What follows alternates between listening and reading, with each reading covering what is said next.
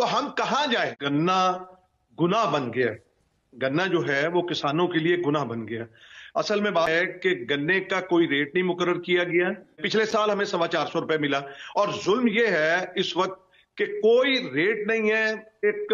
तो ये किसकी जिम्मेदारी है? ये शुगर केन एक एक्ट भी था ना जो इमरान खान साहब के दौर में आया था, क्या उस एक्ट का क्या बना? इमरान खान साहब के वक्त के अंदर वो हमने मुतालबा किया, तो उस वक्त उन्होंने सुना, हमारी बात को सुना कि 15 दिन के अंदर आपने पेमेंट करनी है किसान को। अगर 15 दिन के अंदर पेमेंट नहीं करेंगे कि तो FIR जो है ना वो शुगर मिल के मालिक के खिलाफ दर्ज होगी। आप यकीन कीजिए कि 3 सालों के अंदर इमरान खान के आप रिकॉर्ड उठा के देख लीजिए, न किसी की पेमेंट रुकी, न किसी की कटौती हुई, आप हैरान होंगे, और ना ही जो है किसानों को परेशानी हुई। और उसके बाद जो है